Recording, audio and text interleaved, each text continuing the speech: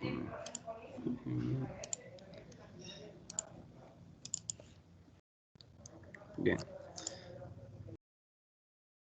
Entonces,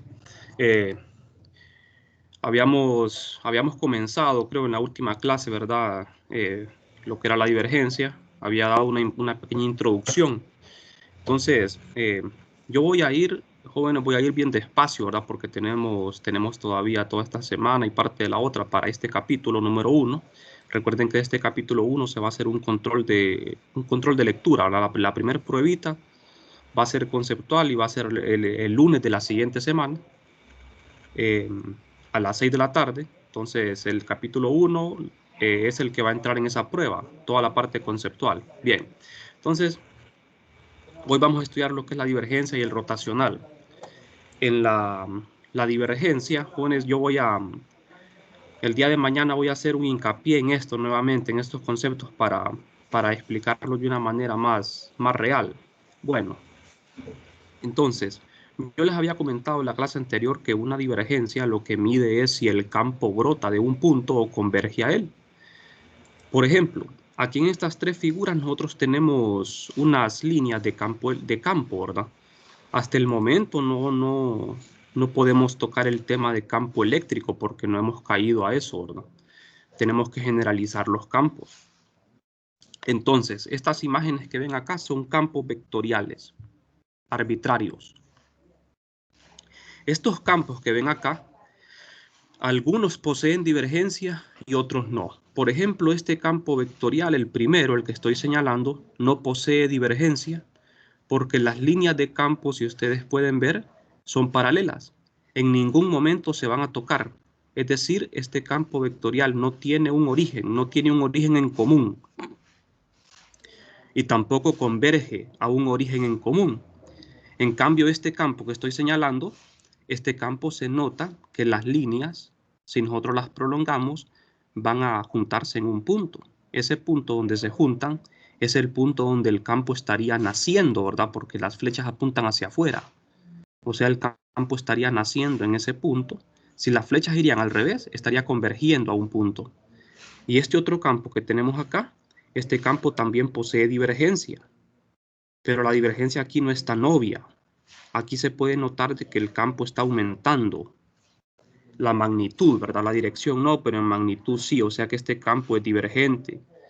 Siempre que un campo tenga divergencia, decimos de que el campo posee una divergencia y cuando no la tiene, decimos de que el campo tiene divergencia nula. Bien. Lo podemos ver también de esta forma. Si nosotros tomamos un volumen de control, un volumen imaginario, y tenemos las flechas de campo vectorial. Si el mismo número de flechas de campo, de líneas de campo están entrando y el mismo número están saliendo, decimos de que la divergencia sobre este volumen imaginario es nula, ¿de acuerdo? Decimos de que hay divergencia nula sobre este volumen. Bien, entonces, para calcular una divergencia de un campo, nosotros siempre vamos a tomar un volumen imaginario. Eso ustedes lo van a comprobar cuando estudiemos lo que es el campo eléctrico, ¿verdad? De que para calcular una divergencia de cualquier campo, dada su naturaleza, ¿verdad? Vamos a tener que emplear lo que es un volumen de control, un volumen imaginario, que puede tener cualquier geometría. Bien, esto ya lo había mencionado en la clase anterior, ¿verdad? Estoy repasando nada más. Entonces, ahora vamos a ver el caso contrario.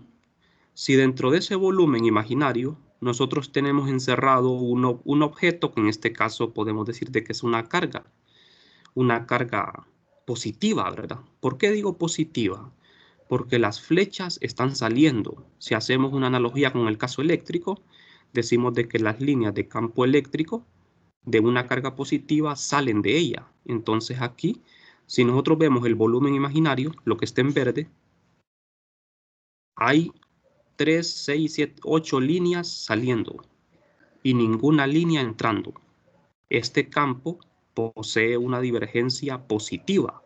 Cuando las líneas de campo salen de un volumen, salen de un punto, decimos de que el campo posee divergencia positiva. Y cuando ocurre lo contrario, me voy a ir acá a este caso, voy a adelantarme un poco. Por ejemplo, en las propiedades de la divergencia, aquí lo podemos ver de una manera más clara. Esto también se los había mencionado, que la divergencia se aplica únicamente a funciones vectoriales o campos vectoriales. La divergencia de una función vectorial es un escalar, ¿verdad? A diferencia de lo que es el gradiente, que cuando calculamos un gradiente el resultado es un vector, ¿verdad? Pero en este caso el resultado es un escalar. Bien, cuando la divergencia se calcula sobre un volumen es diferente de cero. Significa que en el interior de ese volumen las líneas nacen o mueren. Lo que les estaba explicando. Aquí tenemos dos volúmenes imaginarios y tenemos dos cargas, una positiva y una negativa. Entonces, cuando la carga positiva está encerrada en este volumen imaginario, las líneas de campo van a salir del volumen, lo van a atravesar, entonces la divergencia es positiva. Decimos de que el campo tiene fuentes. Cuando la carga es negativa, las flechas, las líneas de campo convergen a ella, entran en el volumen, decimos de que el campo tiene divergencia negativa, o en otras palabras, decimos de que el campo en este caso tiene sumideros, fuentes y sumideros. ¿De acuerdo? Una fuente es cuando el campo brota, un sumidero es cuando el campo converge. En ambos casos, la divergencia no es nula, solo es nula cuando la misma cantidad de líneas entran y salen. ¿Qué pasaría, por ejemplo, si en este volumen yo encerrara dos cargas de igual magnitud y de signo contrario? ¿Qué pasaría en ese caso, jóvenes? ¿Quién me podría contestar?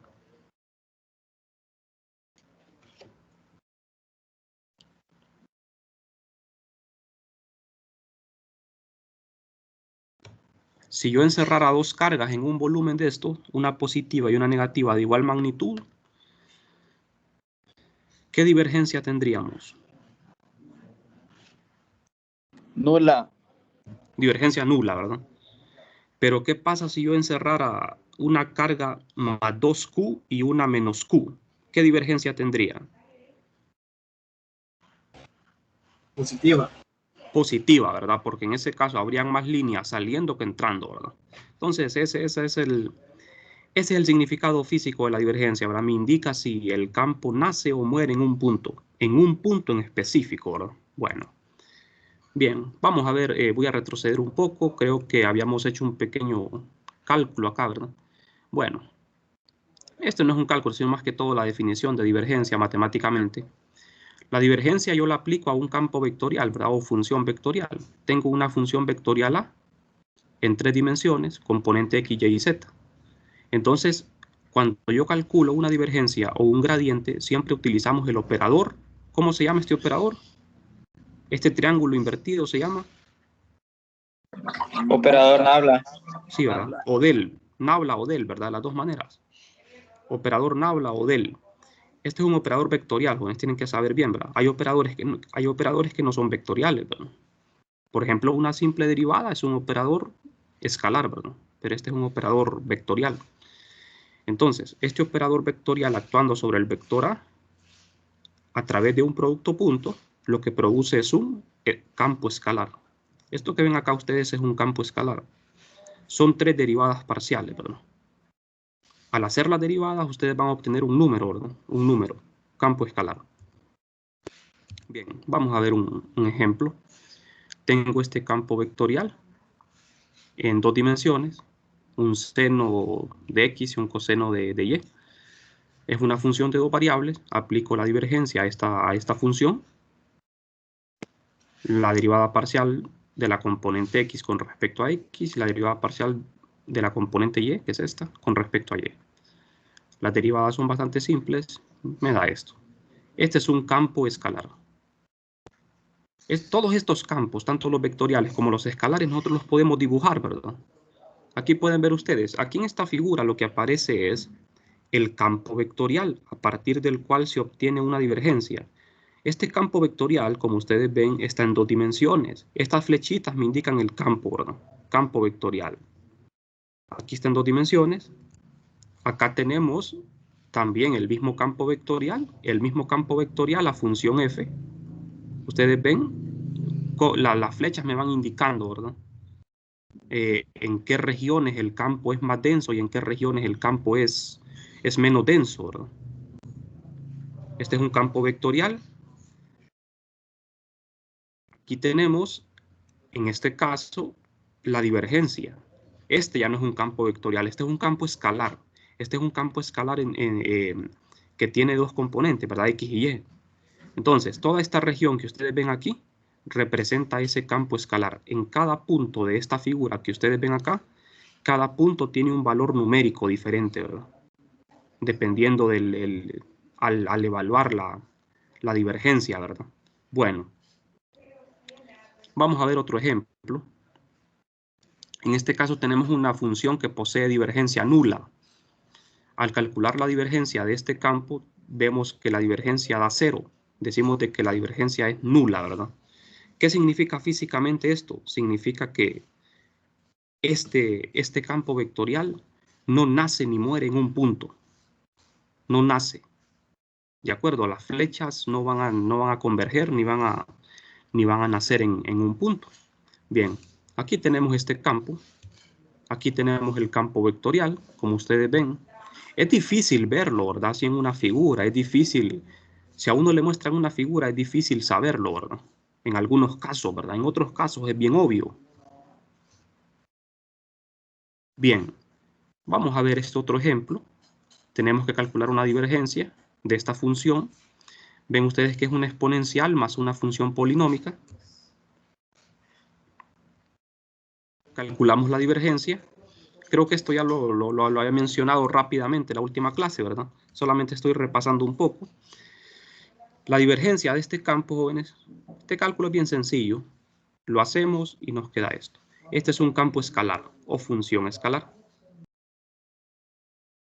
Ustedes ven que cuando uno calcula la divergencia, uno obtiene una función, ¿verdad? Si ustedes le asignan valores numéricos, obtienen un número. La función evaluada en un número en específico, ¿verdad?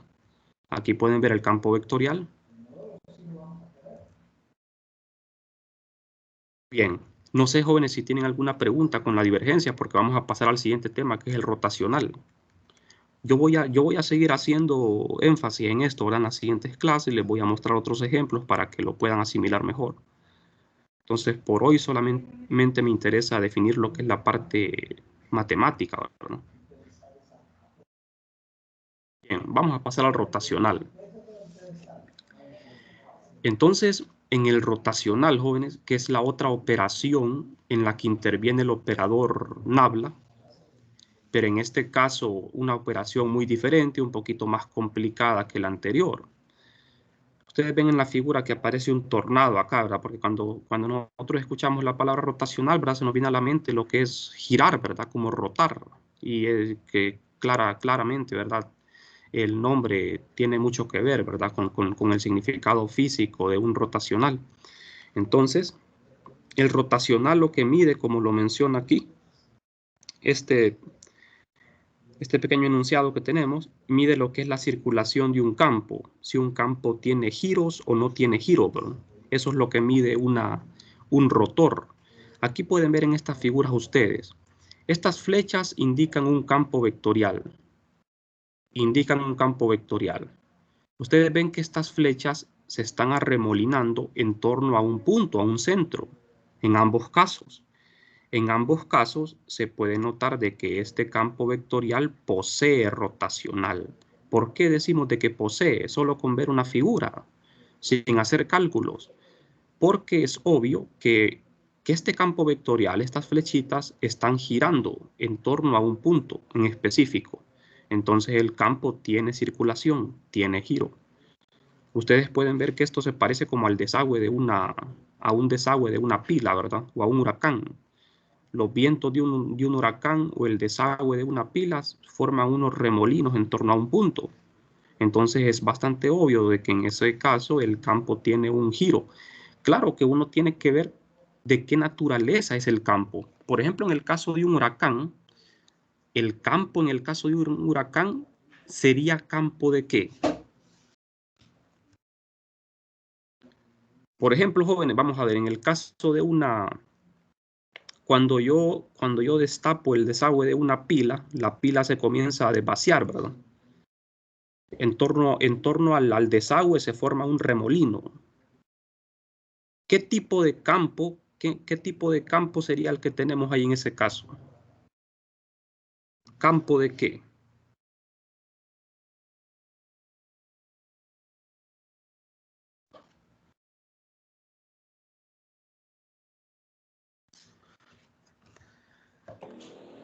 Un campo... Divergente. No sería divergente. O sea, estamos hablando de rotacional, ¿verdad?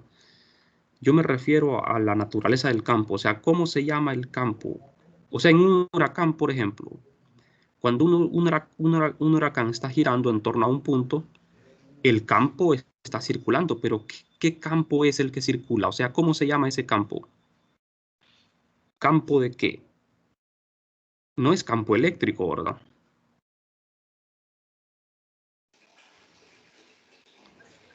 Magnético, no.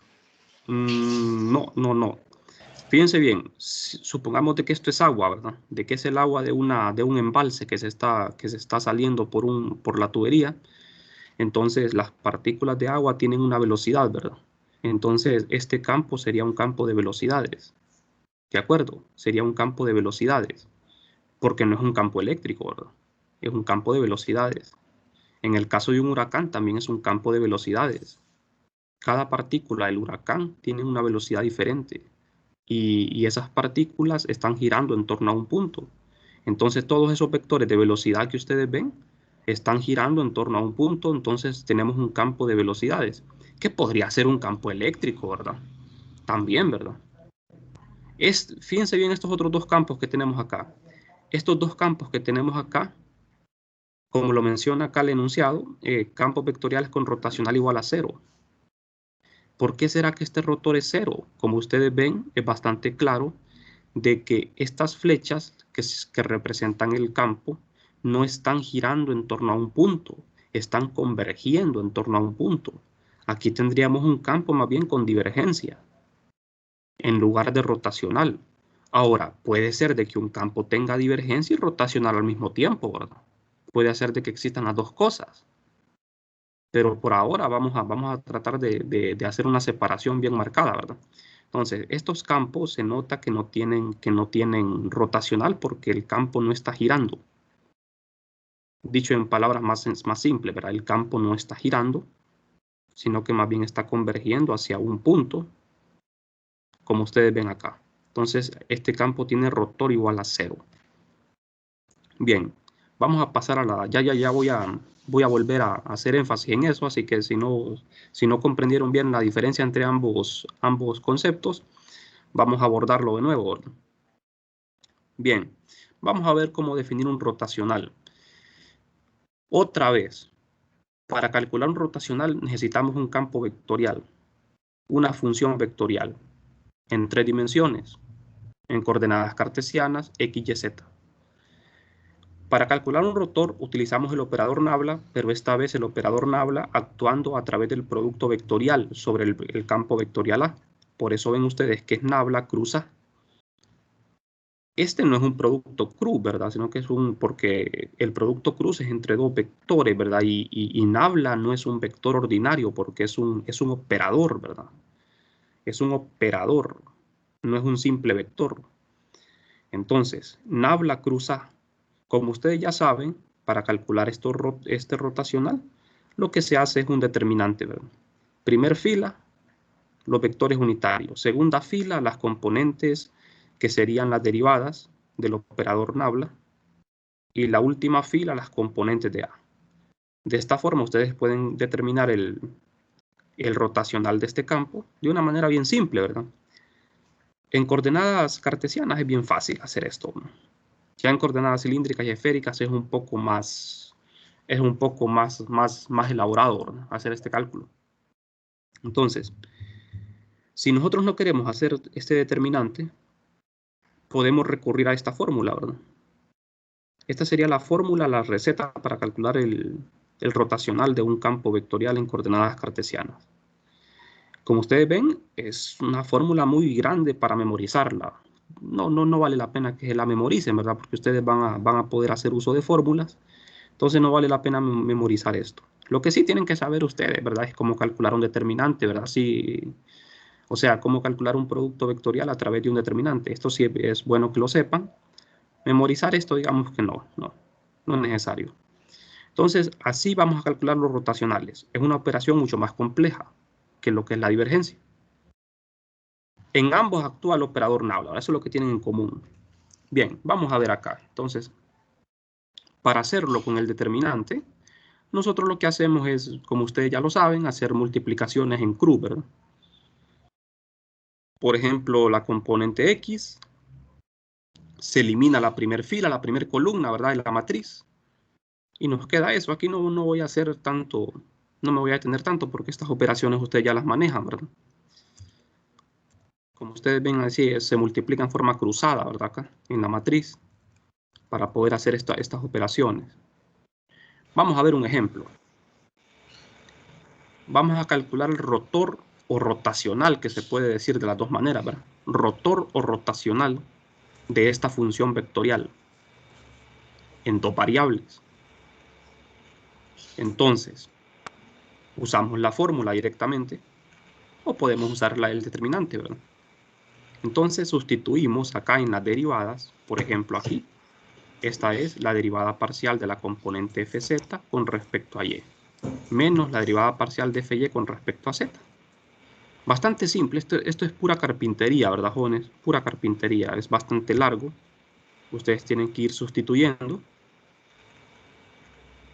Tienen que ir sustituyendo esto, por ejemplo, como no existe componente z, esto es 0, lo que está en rojo es 0, ¿verdad? La componente z es 0, este es 0, la componente y no es 0, pero la derivada parcial con respecto a z es 0. La componente x no es 0, pero la derivada con respecto a z es 0. La componente z es 0. Todo lo que está marcado en rojo es 0. Solo lo que está aquí en verde no se hace 0. Entonces la parcial de fy es la componente y, que sería x. La derivada de x con respecto a x es 1. Y la derivada de la componente x, que es menos y, la derivada de menos y con respecto a y es menos 1. Por este menos es más 1.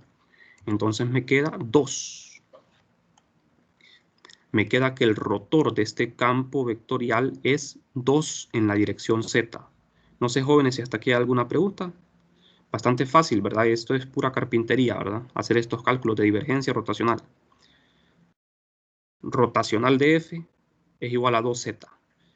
Una diferencia matemática entre rotacional y divergencia, que la divergencia es un campo escalar y el rotacional es un campo vectorial. Divergencia es una diferencia bien marcada, ¿verdad?, entre ambas operaciones. Bueno, vamos a continuar. Entonces, aquí tenemos una muestra, ¿verdad? Nos muestra el campo, esta figura, el campo vectorial F, que es bastante notorio que este campo tiene un rotor, ¿verdad? Tiene un rotor, porque el campo se está remolinando en torno al centro. Como ustedes ven acá, el rotacional es bien pronunciado, así se dice, ¿verdad? Cuando ustedes ven una figura, unas líneas, un mapa de campo eléctrico, en donde las líneas giran en torno a un punto, se dice de que el rotacional está bien marcado, o sea, es pronunciado. Porque en algunos casos el rotacional no es pronunciado y cuesta inferir, ¿verdad?, que existe un rotor. Solamente haciendo la operación uno se puede dar cuenta. Entonces aquí el rotacional es bien obvio. Bien, vamos a ver este otro ejemplo del cálculo de un rotor. Tenemos otra función vectorial, también en dos variables, no hay componente z. Por lo tanto, en donde aparezca componente z, f sub z, ese término es 0. Como ven acá, ese es 0, porque no hay componente z. Este es 0, porque la derivada de la componente y con respecto a z es 0. Este término también es 0. Este también es 0. Solamente los últimos son diferentes de 0. Y tenemos otra vez esto, lo mismo. nos dio el mismo rotacional 2z. Pero fíjense bien, el campo es diferente. Tenemos el mismo rotacional, pero a partir de un campo vectorial distinto. ¿De acuerdo? Dos campos pueden poseer el mismo rotor, pero poseer naturaleza diferente, ¿verdad? Los campos. Entonces aquí tenemos este campo vectorial. Aquí lo ven ustedes, el campo vectorial es diferente. En este caso no es tan notorio, ¿verdad? Que existe un rotacional aquí. No está tan pronunciado el rotor. Y sin embargo, tiene rotacional, ¿verdad? Entonces, ahí lo pueden ver ustedes. Ahí está el mapa. Ese es el campo vectorial. Bien. Vamos a ver ya. Vamos a continuar con la parte matemática. Este es el operador Nabla, el famoso operador Nabla o del que hemos estado hablando tanto. Ya hemos calculado 3 operaciones, ¿verdad? Con el operador Nabla, que son el gradiente, la divergencia y el rotacional. Bien, entonces, algo muy importante a saber sobre este operador es que es un operador vectorial, es un operador escrito en coordenadas cartesianas de esta forma, bastante fácil para memorizar, ¿verdad? En derivadas parciales. El operador Nabla, como les mencionaba, interviene en lo que es el gradiente de U. U es una función escalar o campo escalar. Cuando calculamos un gradiente obtenemos un campo vectorial. También actúa en lo que es la divergencia a través del producto punto en un campo vectorial. Cuando calculamos una divergencia obtenemos un campo escalar, como ven acá, campo escalar. Cuando hacemos un rotacional, el operador del actúa sobre un campo vectorial a través del producto cruz. En este caso obtenemos un campo vectorial. Bastante compleja, ¿verdad? La fórmula acá se nota bien larga. Y en coordenadas cilíndricas y esféricas es todavía más complicado, ¿verdad? Hacerlo. O sea, por eso les digo que estas fórmulas no las tienen que aprender, porque ustedes las pueden utilizar en el examen, ¿verdad? Siempre hay libertad en ese caso, ¿verdad? Aunque la clase sea presencial o virtual, siempre se puede utilizar estas fórmulas. Bien.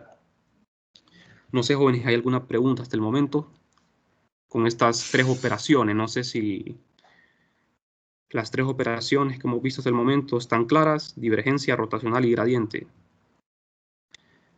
Tenemos otro operador que se llama el operador laplaciano. Este operador laplaciano se forma con el operador Nabla, haciendo el producto punto consigo mismo. Si el operador Nabla lo combinamos consigo mismo a través del producto punto, obtenemos un operador, pero este operador, a diferencia del operador Nabla, es un operador escalar. Como ustedes ven, ya no tiene dirección. Son simplemente derivadas de segundo orden. Es un operador, pero no es un operador vectorial. Es un operador escalar. El laplaciano no es tan importante para nosotros como lo es el operador Nabla. El laplaciano lo vamos a utilizar pocas veces en la clase, ¿verdad?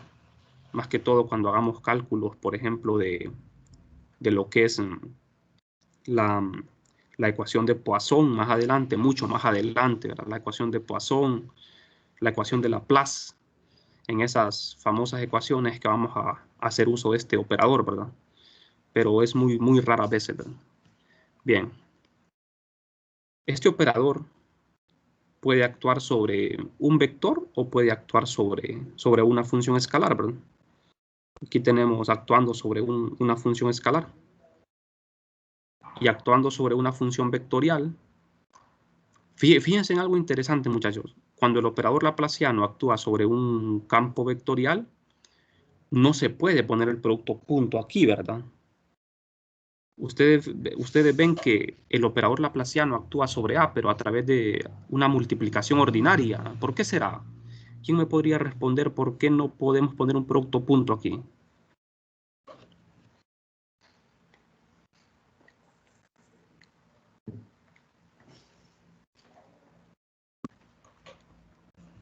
¿Por qué será que no podemos poner producto punto aquí? Operador laplaciano con A. se volvería como un escalar. Ajá, diga. La operación se volvería un escalar. El resultado. No, más bien la respuesta sería que como el operador laplaciano es un escalar, yo no puedo poner producto punto porque el producto punto solo se da entre vectores, ¿verdad? El producto punto solo es entre dos vectores. ¿De acuerdo? Sí, ¿verdad? Sí. Bueno, entonces por eso no tiene sentido aquí hacer un producto punto porque eso solo puede darse entre vectores y el operador laplaciano no es vector. Bueno, entonces cuando actúa sobre un vector, esto quedaría de esta forma, se multiplica de forma ordinaria, ¿verdad? El operador laplaciano por cada componente como que fuese un escalar, así. Ahí lo tenemos. Bien, aquí tenemos unas propiedades muy importantes sobre el operador nabla. Estas propiedades sí les recomiendo que se las aprendan de memoria, ¿verdad? Porque estas propiedades nosotros las vamos a emplear mucho en la clase. Cuando hagamos, por ejemplo, integrales, derivadas, vectoriales, vamos a emplear estas propiedades para hacer demostraciones también. El operador nabla, fíjense bien, aquí tenemos en la primera propiedad, tenemos el rotacional de A. Tenemos que respetar el orden de las operaciones, ¿verdad? Tenemos el rotacional de A, pero el rotacional de A le estamos aplicando la divergencia. O sea, aquí tenemos un rotacional y una divergencia. Pero fíjense bien, hay una propiedad que nos dice de que la divergencia de un rotacional es cero. Esto siempre se cumple. Siempre para cualquier campo vectorial, no importa cuál campo sea, la divergencia del rotacional de un campo es cero. Propiedad que se la tienen que aprender, ¿verdad? Otra propiedad importante, el rotacional de un gradiente es cero. ¿Cómo sé yo que este es un gradiente? Porque U, la función U, siempre es una función escalar. ¿De acuerdo? Siempre que una letra se pone en minúscula, ahora hacemos referencia a un escalar, ¿verdad? Entonces, este es el gradiente. Quiero decir un gradiente y este es el rotor de un gradiente, cero, por propiedad o identidad vectorial. Y otra identidad vectorial que tenemos es el doble producto cruz. Aquí tenemos el rotacional, doble rotacional sería. Tenemos un rotacional y tenemos otro rotacional. ¿De acuerdo? Entonces, primero se realiza este rotor y por último este otro. Pero en vez de hacer toda esa operación, lo que hacemos es aplicar la identidad. No vamos a hacer la demostración, ¿verdad? Pero esta identidad quedaría así, de esta forma. Estos rotores se me convierten en productos puntos. Aquí tengo el producto punto de nabla con A, que esto es una divergencia. Después de calcular la divergencia, obtengo un escalar, un número. De aquí me sale un número. A ese número se le aplica el operador nabla, menos el operador laplaciano multiplicando al vector A. ¿De acuerdo? De manera que de esta operación lo que resulta aquí de esta operación es un vector, ¿verdad? Porque el laplaciano de A es vector y esto en la divergencia de esto me queda un escalar, pero como le aplico otra vez nabla me queda un vector. Entonces esta operación me da un vector.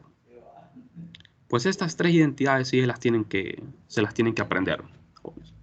Bueno, esto es un poco de historia ahora. Bien, voy a detenerme aquí, jóvenes, les voy a mostrar una, vamos a ver, para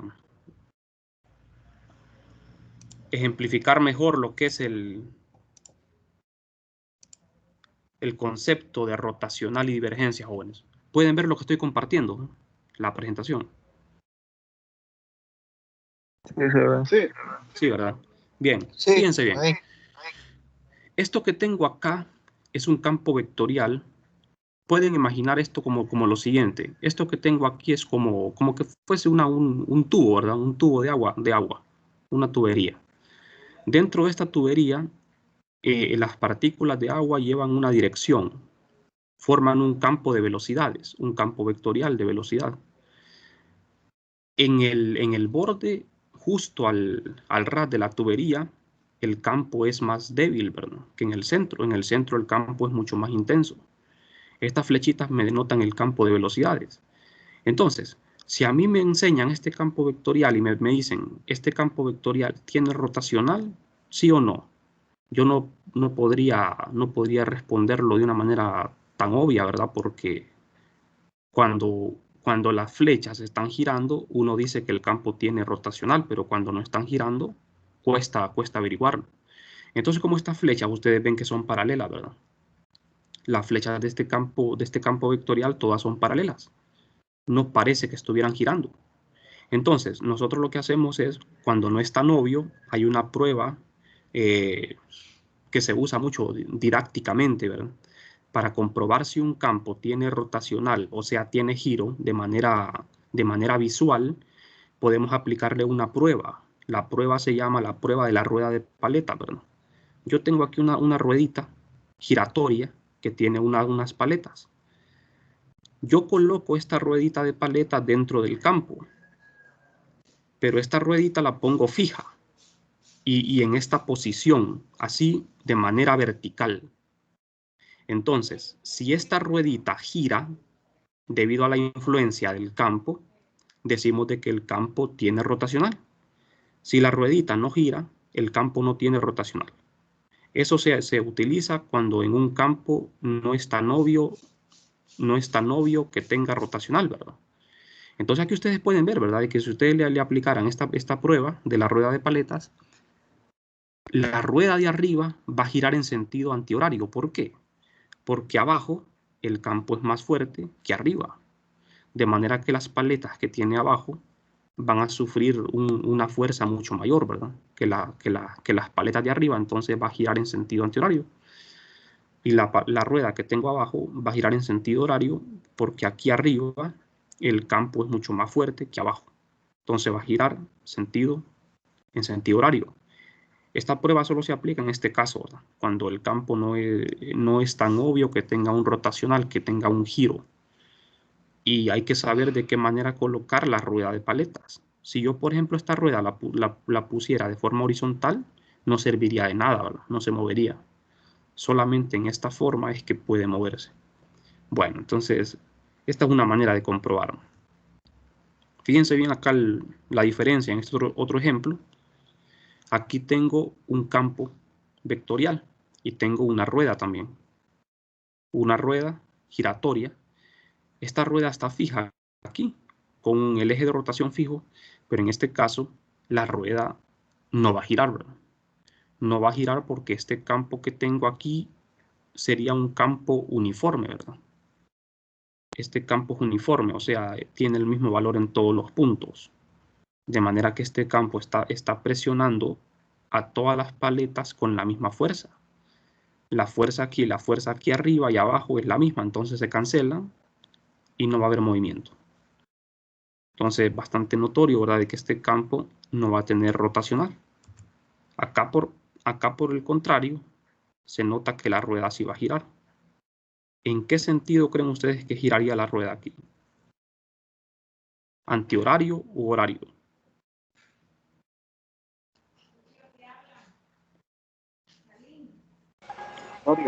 Horario.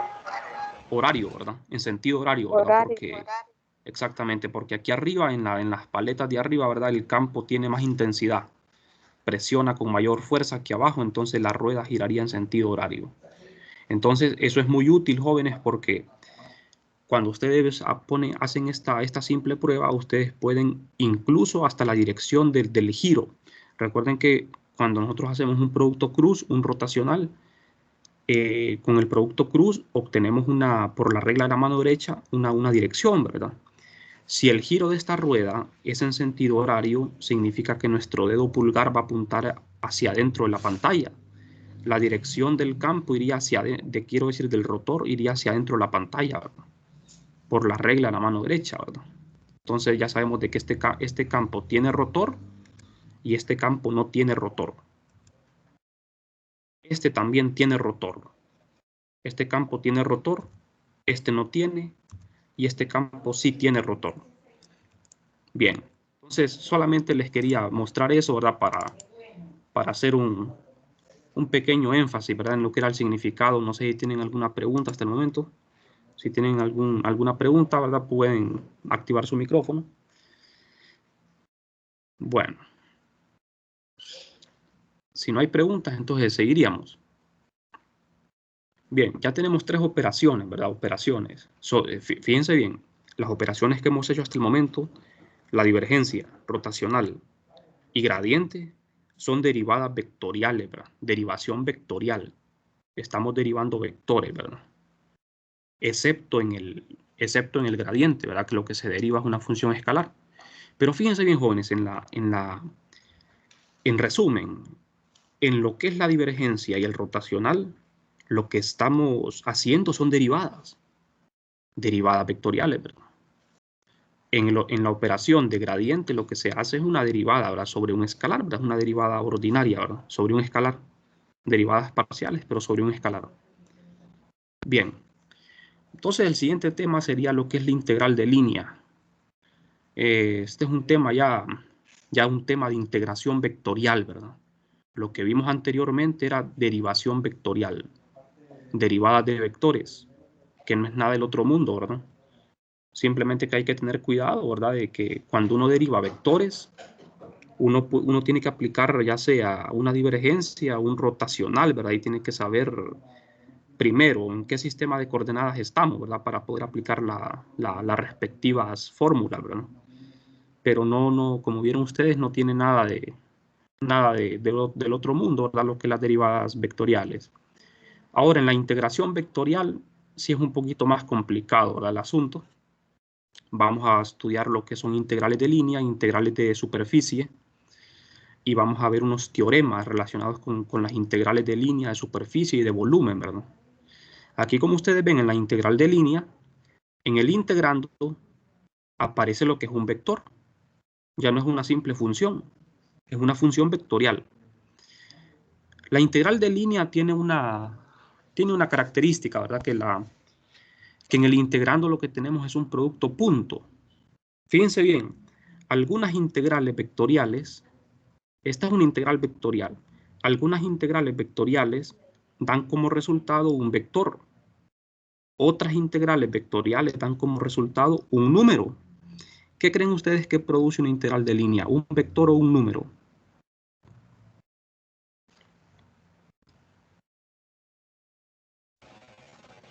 Un número. Un número, ¿verdad? ¿Por qué?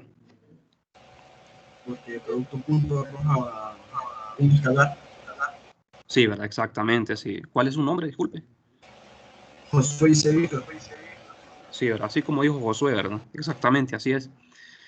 Cuando en una integral vectorial tenemos un producto punto, el resultado, lógicamente, es un escalar.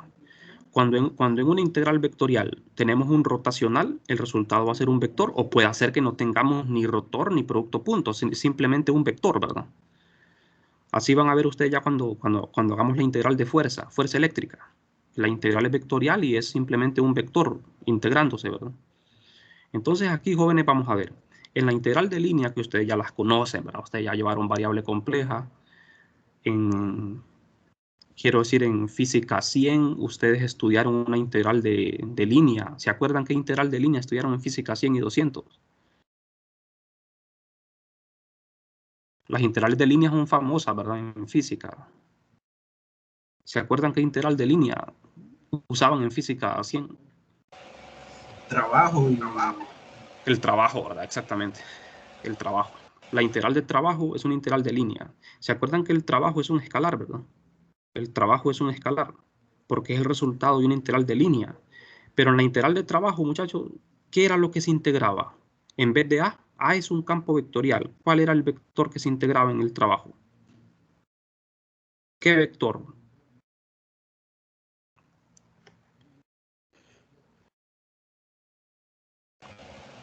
desplazamiento, creo que era. O distancia. Sí, el desplazamiento interviene en la integral, pero el vector que se integra, Fuerza. fuerza, ¿verdad? Exactamente, fuerza. Fuerza. Sí, la integral de fuerza punto DDS. Ese era el trabajo. Fuerza. La fuerza es un vector, ¿verdad? Claro que en física 100 no le llamaban campo vectorial, ¿verdad? Aquí vamos a decir que estamos integrando un campo vectorial. Y ese campo vectorial que nosotros vamos a integrar va a ser el campo eléctrico sobre un desplazamiento, ¿verdad? Entonces vamos a generalizarlo.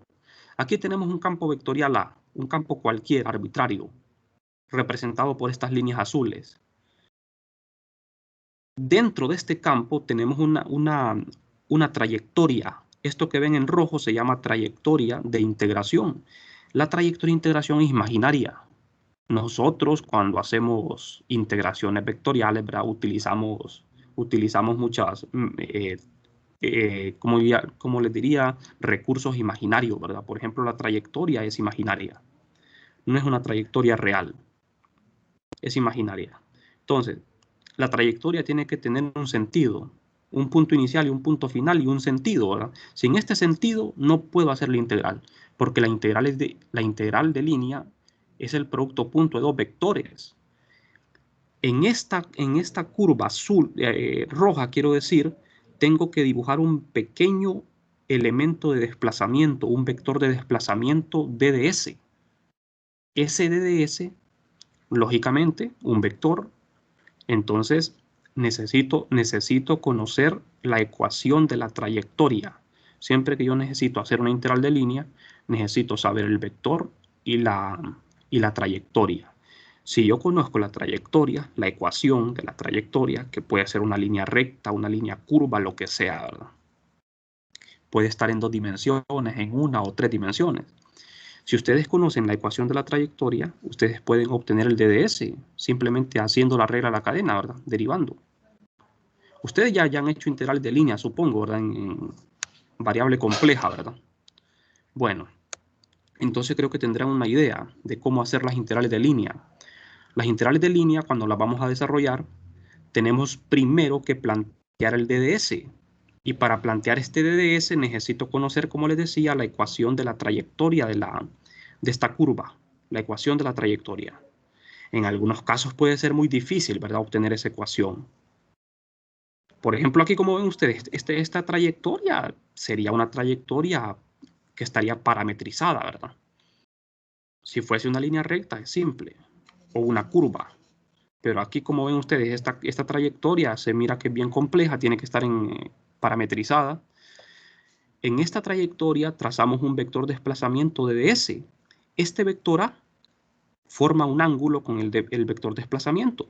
Como aquí tengo un producto punto, definición de producto punto, aparece un coseno de teta. La integral de línea es una integral simple, jóvenes. Simple quiere decir de que es una sola variable. Por lo tanto, este DDS tiene que ser función de una sola variable. Fíjense bien lo interesante aquí. Esta trayectoria puede tener 2 o 3 variables. La ecuación de la trayectoria puede estar en una dimensión, en 2 o 3 dimensiones, ¿verdad? O sea que puede ser función de 1, 2, 3 dimensiones de variables. Pero ¿qué pasa con el DDS? El DDS tiene que estar en función de una sola variable.